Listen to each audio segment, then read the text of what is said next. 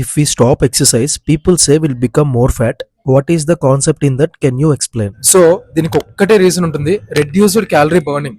Clear గా చెప్తాను, video మొత్తం చూడు. నేను ఇంతకు ముందు వీడియోలో ఆల్రెడీ ఒక విషయం గురించి చెప్పాను. మనం ఏ ఫిజికల్ యాక్టివిటీ చేయకపోయినా సరే క్యాలరీ బర్నింగ్ అనేది ఉంటుంది. దాన్ని మెయింటెనెన్స్ క్యాలరీస్ అంటారు, అంటే BMR, body metabolic rate.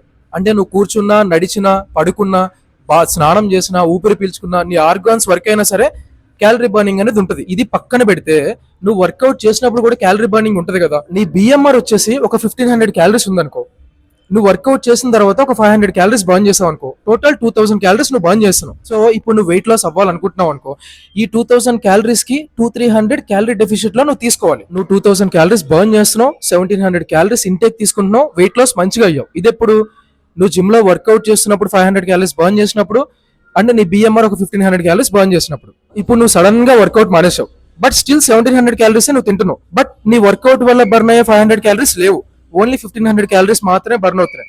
But 1700 calories నువ్వు తింటున్నావు కదా, ఏమవుతుంది ఇక్కడ 200 ఎక్స్ట్రా క్యాలరీస్ నువ్వు తింటున్నావు. ఇప్పుడు నువ్వు క్యాలరీ డెఫిషిట్ లో లేవు, క్యాలరీ సర్ప్లస్ లో ఉన్నావు. ఇప్పుడు ఆ రిమైనింగ్ క్యాలరీస్ ఏవైతే ఉన్నాయో అవన్నీ ఫ్యాట్ స్టోరేజ్ లోకి వెళ్ళిపోతున్నాయి. సో ఇది ఒక్కటి రీజన్ నువ్వు వర్కౌట్ ఆపేసినాక మళ్ళీ వెయిట్ గెయిన్ అయిపోవడానికి.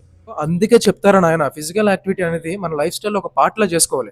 కానీ మనం ఏం చేస్తాం, ఒక 30 days 60 days ఛాలెంజ్ లో చూస్తాం. నువ్వు డైలీ ఫిజికల్ యాక్టివిటీ చేయకుండా ఓన్లీ డైట్ లో ఉంటేనే నువ్వు వెయిట్ లాస్ అవుతావు, ఫ్యాట్ లాస్ అవుతావు అనేది అది అసలు అవ్వని పని. సో ఇదే డౌట్ చాలా మంది నన్ను అడిగారు, ఇప్పటికైనా క్లియర్ అయింది అనుకుంటున్నా. క్లియర్ అయితే మాత్రం ఖచ్చితంగా మీ ఫ్రెండ్స్ కి షేర్ చేయండి. ఆ 10K ఫాలోవర్స్ ఏదో ఫాస్ట్ గా చేసేస్తే ఓ గివ్ అవే లాంటిదో ఏదో ప్లాన్ చేద్దాం. చలో.